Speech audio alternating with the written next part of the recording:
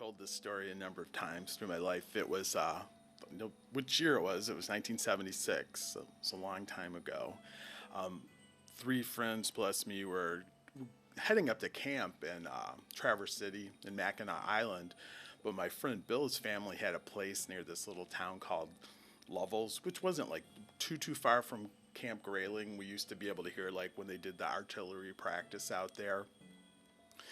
So we were just gonna spend the first night on the way up there. It was like just maybe an hour and a half left to get up to Traverse City.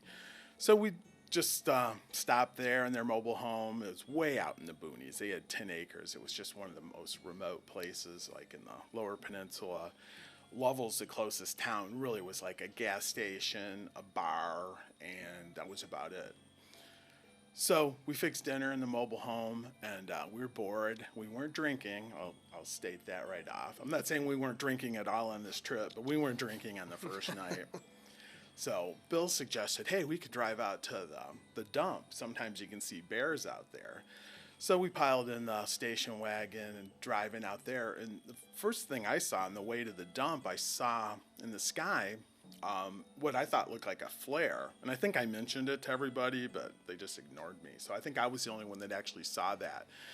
And I watched it as we drove by, just how a flare will kind of hang in the sky and just be kind of bright, have that kind of, just sort of an odd look. It doesn't look like anything else. So got down to the dump, which they had recently completely cleaned up. So there was no trash, so there was no bears. So we really just drove down there, turned around, and headed back. By the time we're heading back, it was starting to get a little dark out. And my friend Tony then noticed on the opposite side of the highway from where I had seen what looked sort of like a flare, he said he saw something flashing in the woods. And I said, well, I saw that weird light in the sky. So we were kind of getting a little intrigued. So we got back to the mobile home and parked, and we decided we wanted to walk back down the road in that direction. So Bill and our friend Scott went back in the mobile home, and my friend Tony and I just started walking down this highway. And by the time we got about a half mile down, it was completely dark. We could just find our way by looking up and seeing the sky as separate from the tree line on either side of the road. It must have been a moonless night because it was really dark. So we got down probably about a mile, and we were just like, yeah, didn't see anything. We might as well turn around. So just as we turn around, we see off in the woods this light bobbing, and it was hard to judge the size. It was a ways back. I know there was a fire trail that kind of ran behind my friend's family place. So it was probably back about where that fire trail was, just like another mile down. And the fire trail was just like a dirt 2-track road back there. So it was completely silent. I mean, if I had to judge the size, I'd say like a Volkswagen Beetle or a little smaller. And it was just silently just sort of drifting up and down and bobbing a little bit. And we're just like, what is that? And just then another one kind of from the distance sort of came up. One was really bright orange and one was like a paler, almost white light color. No shape really, just round, glowing. They're just bobbing back and forth. Then all of a sudden they looked like they got right next to each other. They both kind of stopped, and all of a sudden there was this strobe-like effect coming through the woods. And we're just like, oh, we gotta go. So we ran all the way back to the mobile home. We thought we'd left these things behind us. Just as we're turning into the property, we see them. They're right behind the mobile home. They're about the same distance back, like the fire trail. And I just sort of was overcome with fear. I just thought they knew where we were going. Like they're waiting for us back here. So we went running in the mobile home. I'm like, turn out the lights, they're gonna see us. And the other two guys like, what are you talking? I just like turned down the damn lights. So turned out the lights and we looked out the back window of the mobile home for probably 20 minutes. And those things just bobbed around. One kind of finally sort of bobbed into the distance where we couldn't see it anymore. And then the one just winked out. It was just went all black. And I've never had an experience where my heart was beating out of my chest. And it doesn't sound that scary. It was just something about being in that situation, just the psychological effect. I just thought something new, like us, knew where we were and exactly what we were doing. Like just felt totally exposed to just, let's say, an alien presence. I'm not saying it was aliens, but Yeah, even if it wasn't, then what are the other options? Maybe some sort of military experiment or some crazed hillbilly stalking you. I Right. mean, none of those are good options. And of course, we talked about it like over the years, and of course, we were fairly close to Camp Grayling, but I can't think of anything that would be too logical that would be that silent and that close. And people talk about, yeah, maybe it was some backwoods guys like out shining deer, poaching deer. It's like we should have heard the pickup truck at that distance because we used to ride motorbikes up and down that trail back there, and you could hear clearly the engine from the mobile home. This was just completely silent. Yeah, nope. Nope. From the moment, if you would have seen something in the woods, I'd have been like, yeah, I'm going to stay here at the camper. Y'all have fun. I've always been a cynic when it comes to this sort of stuff, so I didn't. It's not really a ghost story. It's just a strange occurrence that happened to me. My ex-wife, when we were married, one of her family members was being interred at Woodmere Cemetery in Detroit, and I figured, well, I know my paternal grandmother and my maternal grandfather are buried here in different spots at the cemetery. But the service had been a late one, and it probably ended around 4:30. And by the time we got to the office, to where I could get a map for where the graves were, the office was closed. Well, the last time I'd been to the grave of my grandfather was at his funeral in 1981, and I think I was 6 years old. And it's 2005 now, so I'm like 31. So I'm like, well, maybe we'll just drive around the cemetery and maybe something will look familiar to me at some point. He'll raise his hand. Yeah. We're here, boy. Yeah. And I didn't know him in life, he and my mom didn't really have much of a relationship. But I did go to his funeral. And so I remember we were just kind of aimlessly driving around in the cemetery, and I mean, I didn't hear like a voice or anything, but I just made this decision to stop the car at this particular point.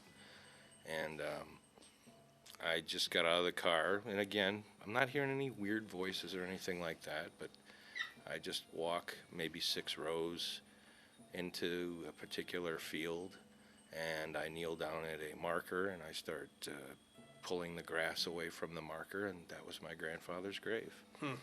And I mean, maybe it's a suppressed memory. Maybe it's just a crazy coincidence, but I was just like, that was really, really strange. Maybe he just wanted his grave cleared. It would have been funny if it was somebody else's. That's how the story ends. Oh, yeah. No, but I mean, like, just the chances of that. I mean, again, it's not like a ghost story necessarily, but it was just a really strange thing. I mean, I wish I could spice it up and say there was some ethereal voice calling me, but no, it was like a hunch or something more than anything, I guess. I think that's how those things actually usually work. I think the actual voice calling to you is a little on the Hollywood side. Yeah. I don't know. I think the scaredest I've ever been during like a paranormal experience, if you will, was at Hell Block 13, which was, I don't even remember what year that was. 2009. So I'm working the cell block. Did you go through? Mm-hmm. So we cut the wall out of the 2 dividing like individual cells. So there was 4 consecutive like personal cells, I guess. And I was doing my normal routine. Well, from the time we cut that wall out, it just got it was weird feeling back there. Like it felt like somebody was always watching you, even though nobody was watching you. And I chased this group out, and I'm getting ready to, turn back around and go back to my starting position, and it looked like somebody was standing in the doorway. And I'm like, we were short-staffed that night, so I knew nobody was working that hallway. And then I thought, okay, maybe it was somebody bringing water. So out of instinct, I just ducked into the first available cell, to hide. And I'm waiting. Nobody approached me, nobody said anything. So I poked my head back out, and they're standing there still. And there was a strobe light in the jail cell area, so, not greatest lighting, but... So I start walking closer, and I fumbling for my flashlight in my pocket, and I pull my flashlight out, and I click it, towards the person, and they were gone. There was nobody there. And I was like, I know that before I turned my flashlight on, there was somebody standing there, maybe 6 feet from me. And, like, from that point forward, I remember walking out that day, and John was running the house, and I was like, I'm not going back there. I was like, I don't care where you put me, I am not going back there. And then they ended up putting a couple girls in that to fill my haunt, and they said that they kept hearing like somebody clicking like a nightstick against the bars. That was terrifying to me. I was not having it. That whole house was messed, or the police station. Right. That thing was messed up. There was, yeah, I was. Well, I mean, I heard from a number of people that there was a number of police officers who committed suicide there. I believe was the story, like on the grounds. Really? I heard. From what I heard, there was like one, and then there was two inmates that had gotten. Well, you mentioned a lot of this stuff started up after the walls got knocked down. Yeah. That's sort of a classic thing that, like, when you're rehabbing an old house, it maybe really never had that kind of experiences. It seems like it stirs something up. Well, at one point we were, because, there's a prisoner visiting area where there's, like, the plexiglass. It was me and two other people. We're in there just goofing off, being teenagers. And I had checked to make sure before we went in, because I wasn't getting locked in a small area, because I'm paranoid like that. And the doorknob would turn from the inside. And I was like, okay, so we'll be good. We got in, and after we were done goofing off, there was somebody on the other side of the plexiglass. We're just goofing around. And I turned around to open up the door, and the door was freaking locked shut. And there was no reason it should have been locked shut. Like, it was unlocked from the outside. And I was literally kicking the door with all my might, and it wouldn't open. And then finally it just gave way and opened right up. And I was just like, I'm done. I quit. I'm leaving. I got a story. Now, this isn't paranormal, but it was one of the most eerie experiences of my life. So this actually happened at Sin in 2016. I think it was later in the night on a Sunday because we were really slow. It seemed like the night was winding down. And this group of about 5 girls, and they were probably, I don't know, mid to late 20s, they came in. And they were actually at the ticket booth. So it was slow. So I started interacting with them. And then as I kind of go around to the other side, I catch a look at the one's face.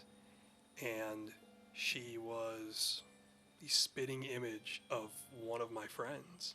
So in college I had this friend named Christy. This girl looked just like her. Now she was built a little differently, but in the face, her eyes, the way that she moved her mouth, like when she smiled, it's like a dead ringer. And it was so creepy. So here I am, like, saying in character, but thinking, this is the weirdest thing I've ever seen. So I actually, like, walked circles around her, just like honestly, like, amazed. And I had to play to it, so I named her Doppelganger. And I actually told her, I'm like, you look just like this friend I have. And I'm sure they thought it was a shtick, but... So that they got out of the house, and then I went back outside. I was so fascinated by this. I was like, was it just like the lights in the haunted house or something? So we get back outside, and again, I find the group, and I literally just walk circles around her. I could not believe the resemblance. It was spooky. It made me, I got a hold of my friend, and I said, is there any chance you have a separated sister or a cousin? I mean, it looked so much, I don't know if I've ever seen two people who apparently probably aren't related look more. I mean, it was like a twin, just with, body was a little bit different of a shape. And that was it was so unsettling. I remember going home and just thinking about it. I was like, that was the weirdest thing I've ever experienced. Did you do the sniff test? I probably sniffed her.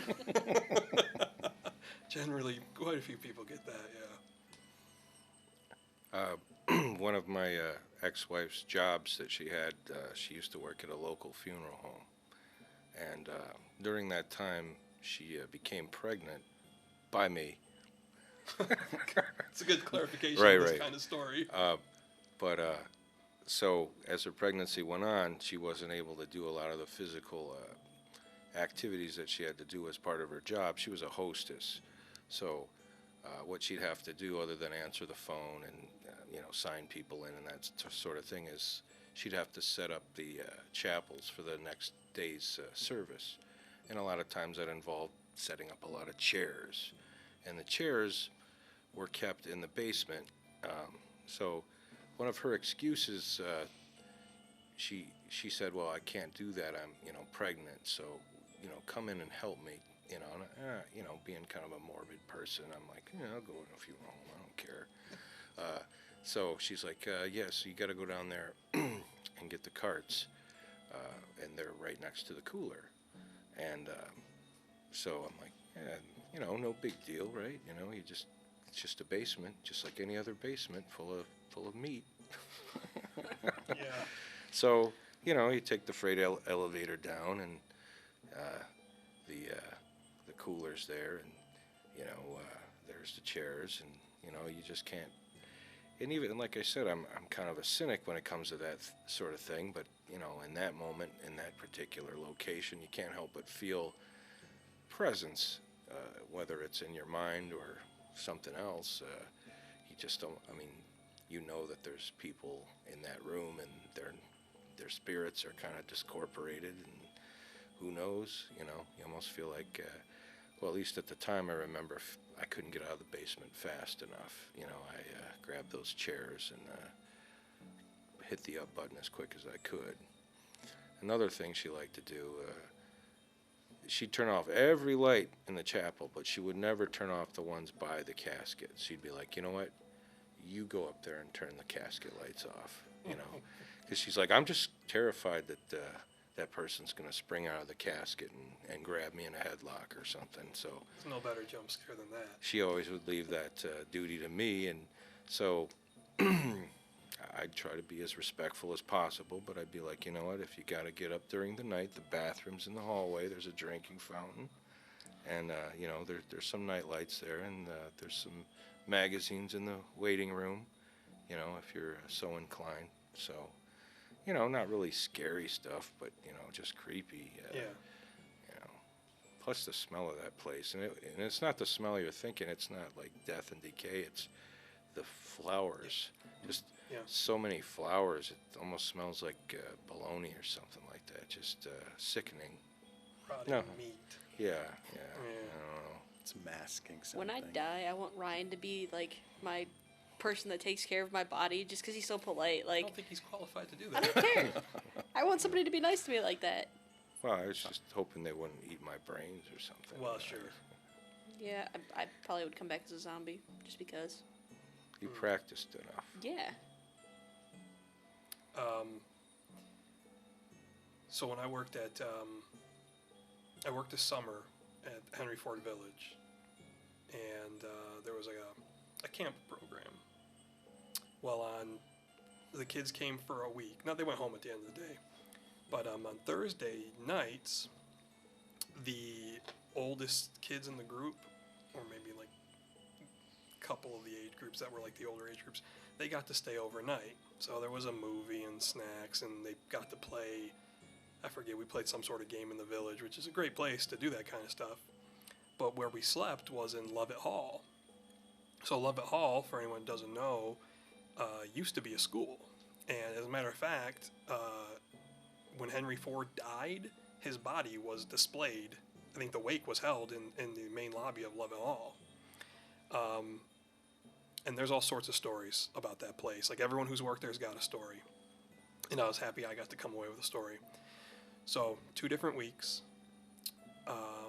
There were 2 female counselors, 2 male counselors. And on this particular night, our rooms butted up against each other. So one male counselor slept at the front of the room and one at the back of the room, because there was a door connecting to the girls' dorm, and we couldn't have them trying to go through. So I'm sleeping in the back. I'm having trouble getting to sleep. It's probably 2, 3 in the morning at this point. I'm lying in bed, trying to mind my own business, and then I hear, clear as a bell, a female voice say, "Okay, we're going to take a ride." I thought it was one of the female counselors, and I remember thinking, what, is one of the kids sick? Because we had a protocol to follow if one of the kids' parents called and they had to go home for some reason. So I sit up and I'm like, yeah, I'm going to need more information to feel comfortable about this. So I get out of bed and I walk the entire row of bunks on this cold floor. And I get up there thinking I'm going to find the one female counselor. Her name was Nikki. I thought she was probably talking to the other male counselor. There's no one standing there. He's out cold. I even called his name a few times. Nothing. And I stood there, and I remember thinking, all right, did I actually hear that? And the answer I got back from my brain was, yeah, we heard a whole sentence. And I remember thinking, okay, I don't know what to do with this. So I went back to my bed, and I just laid there, and I was like, okay, yep, all right. So earlier in that night, we'd seen a few strange things. We heard doors slamming, saw a shadow pass beneath these double doors, like we could see the light coming in from the lobby. And yeah, you could explain all that stuff away as like janitors and whatnot, but I actually went out there to investigate and called out. No one ever answered, and I'm thinking, who's slamming doors at 3 in the morning? The strangest thing was, though, we were on the 2nd floor. I went downstairs after hearing this door slam to sort of look around for a janitor. Nothing. The second I get downstairs, I hear footsteps above me where I had just come from. I run right back up those stairs. Nobody. I mean, it was the distinct sound of footsteps. So that was all very creepy. But none of it was as creepy as what happened on my last night there. That particular week, we had more campers. So we had to move the boys into a room on the opposite side of Lovett Hall. The room was set up the same. Door in front, door in back. I had a little window I could actually look out and see part of the village. So that was kind of neat. But as I'm laying in bed that night, I cannot get to sleep. I keep looking at the door over my right shoulder. Like, I wanted to barricade it. It was shut, but I wasn't happy. I wanted to barricade that door. So I'm lying there, and at some point I start to doze off. As I start to doze off, I'm dreaming about lying in the bunk bed. And I wake up and I sit bolt upright. I'm like, that was weird. I lay back down. I start to drift off to sleep again. Same thing. I'm lying in the bunk bed. Except this time, there's almost like the image had been superimposed to my right. There's a pale woman, dark hair, and it was as if I was seeing her like through a fisheye lens. And as she spoke, the effect kept increasing, and it was as if she was talking to me like she was underwater or something. I can't remember what she was saying. But again, I wake up, I sit up, I'm like, oh, what the hell was that? What can I do? You know, I lay back down. I drift off to sleep again. It happens again. I'm in the bunk bed. This time, there's a guy, early to mid-20s, I'd say. Long hair, I believe he had glasses, he had a pointy nose. He was walking down the row of bunks with a hatchet in his hand, like at his side, murmuring to himself. I woke up again. I sat right up. I was like, what the hell? That was probably the weirdest experience of my life. I had no way to explain it. So the next day I was like, how do I even tell anybody about this? How do I verbalize something like this? So I told some of the other campers, the camp counselors, the story, and I was like, and of course people were like, you were falling asleep, you were dreaming. I was like, I've never had that happen before where I'm 3 different times where I'm in the place. I've had that dream before where you fall asleep and you're in your bed or whatever.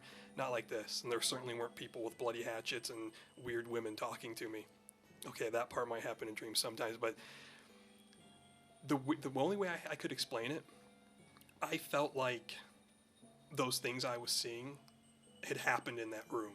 I felt like they didn't feel like dreams. It felt like something that had happened to someone else, like being forced into my head. And I don't wake up from nightmares a lot or scary dreams and like sit up like that. That was unsettling. Please tell me you didn't go back to sleep. Oh no, I eventually got back to sleep. I didn't sleep well, but yeah, it was an uncomfortable experience. I've got a story. It's not supernatural in any way, but people have irrational fears and phobias of things, clowns, spiders, whatever. Mine, I guess, has always been of like extremely elderly people, and part of that. No, let me explain. So I was in the Cub Scouts, and one of the things that we ended up doing is we would go to the convalescent homes for the holidays and things like that to cheer up the old people. And this one particular night we were going to play bingo. And we were bringing diabetic cookies, you know, the sugarless cookies, because, you know, diabetic old people can't eat sugar. So, and we're playing bingo, and we're, you know, talking to the old people and whatnot. And as I'm making my way in between tables in my Cub Scout uniform, you know, this old lady in a wheelchair latches onto my forearm, and she's insisting that I'm her son and that she's been looking for me. And she's digging her nails into my forearm, and she's looking at me in my face, like screaming. I don't remember the name she was calling me, but she's insisting that I'm her son, and she won't let me go.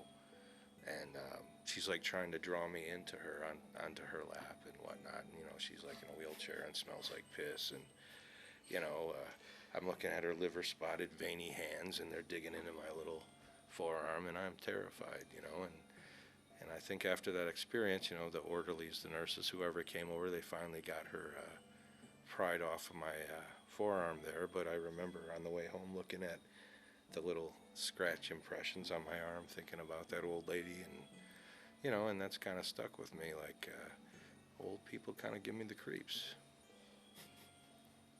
So, as a few people know that, like, I'm afraid of the dark, you know, big bad hunter, afraid of the dark.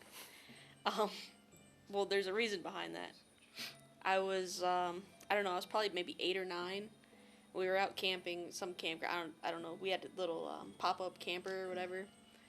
And it was probably around fall.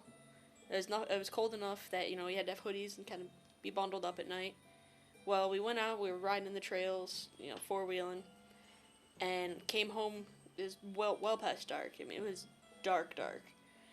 And we pull up to our campsite, and we get out, and I look across, like, there was a little, almost like a road, and there was these two, like, red lights. Well, I still think they were eyes. Like, I swear to you, I was terrified. And I lost it. I was, you know, trying to show my mom. My dad's like, oh, it's probably reflectors off a telephone pole or something. And I'm like, no. Because it didn't make any sense to me. There was no light for it to reflect off of. You know, how is there anything there if there's nothing to reflect? So, all night, I'm staring out the camper window, like, waiting for this thing to come eat me. And, it wasn't, yeah, I finally went to sleep. I always had nightmares as a child, so I was just having horrid nightmares that night. Wake up the next morning, and there was a telephone pole across from our campsite, but there was no reflectors on it. And I was like, you know, I'm pleading my case to my mom. I'm like, there's no reflectors, there's no lights. And she's like, oh, it's nothing, it's not a monster, it's, you know, whatever. And I'm like, okay, you know, and I'm young. I'm like, oh, so I believed her. And I was like, oh, maybe it was something. I was imagining it, even though she's seen it and admits to seeing it. The next night, same thing. And I was like, at that point, I was like, do you see it's there again, Dad? You know. And I pull out a flashlight and shine the flashlight over there. And there, like, all you could see was a telephone pole. And then from that point on, it was gone. But I've always been terrified because I'm afraid that whatever that thing was is after me. And yeah. The Mothman. I don't know what, it was like, I don't know, probably 4 feet, 5 feet off the ground. I always stick with it's a chupacabra. That makes me feel better. I kid you not, like, even to this day, I'll bring it up to my mom every so often and be like, do you remember that thing? And she's like, yeah, I remember the reflectors. I'm like, there was no reflectors, though. You said it yourself. I think she's trying to comfort me from the things that go bump in the night. It's not okay.